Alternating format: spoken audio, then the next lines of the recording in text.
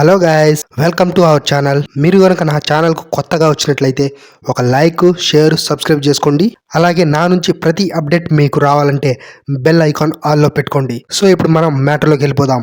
గత 4 రోజులుగా సినిమా ఇండస్ట్రీపై జరుగుతున్న ఐటీ దాడులపై ప్రొడ్యూసర్ దిల్ రాజు గారు స్పందించారు.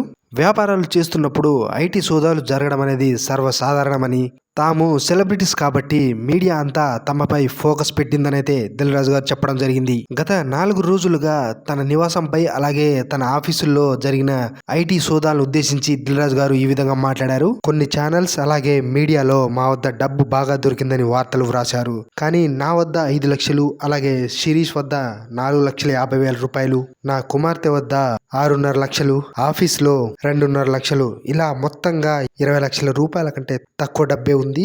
అయితే ఈ మనీ మొత్తం ఇల్లీగల్ మనీ కాదు, వీటికి సంబంధించిన అన్ని డాక్యుమెంట్స్ కూడా ఉన్నాయి. ఇక లాస్ట్ 5 years గా మేము ఎక్కడ ఇన్వెస్ట్ అనేది చేయలేదు. అలాగే 24 crafts కి సంబంధించిన లావాదేవీలకు సంబంధించిన డీటెయిల్స్ అనేది అడిగారు, మేము ఇవ్వడం జరిగింది.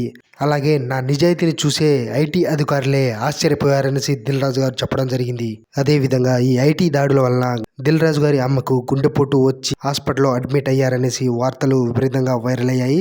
సో దీనికి సంబంధించి కూడా దిల్ రాజు గారు క్లారిఫికేషన్ అయితే ఇచ్చారు. గత 2 రోజులుగా తీవ్రమైన జ్వరం అలాగే లంగ్స్ ఇన్ఫెక్షన్ ఉండడం మూలన విపరీతమైన దగ్గు కారణంగా మేము హాస్పిటల్కి తీసుకెళ్ళడం అయితే జరిగింది. సో దీనిని కూడా అవకాశంగా తీసుకొని కొంతమంది ఇష్టం వచ్చినట్లు న్యూస్ వేసుకొని సోషల్ మీడియాలో వైరల్ చేసుకున్నారని దిల్ రాజు గారు చెప్పడం జరిగింది. అయితే ఈ విధమైన ఇన్కమ్ ట్యాక్స్ సోదాలు అనేది చివరిగా 2008వ సంవత్సరంలో జరిగాయని, ఇక మళ్ళీ 18 సంవత్సరాల తర్వాత ఈ రకమైన సోదాలు ఇప్పుడు జరిగాయి. ప్రతి ఫీల్డ్ లో కూడా ఈ రకమైన ఇన్కమ్ ట్యాక్స్ సోదాలు, ఇన్కమ్ ట్యాక్స్ రైడింగ్ అనేది సాధారణమే అనేసి దిల్ రాజు గారు చెప్పడం జరిగింది.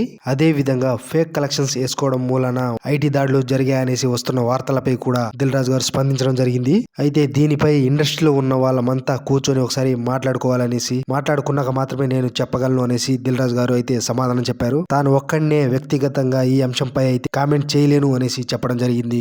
ఒకవేళ అలాంటి ఫేక్ కలెక్షన్స్ సంబంధించి ఏదైనా ఉంటే ఖచ్చితంగా దాన్ని మేము సరిదిద్దుకుంటామనేసి చెప్పారు. ఇక ప్రస్తుతం ఇండస్ట్రీలో అంతా ఆన్లైన్ బుకింగ్స్ జరుగుతున్నాయి, అలాగే ఆన్లైన్ మనీ ట్రాన్సాక్షన్ జరుగుతున్నాయి కాబట్టి ఇక్కడ ఎక్కడా కూడా ఇల్లీగల్ కు అవకాశమే ఉండదు అనేసి దిల్ రాజు గారు అయితే చెప్పారు.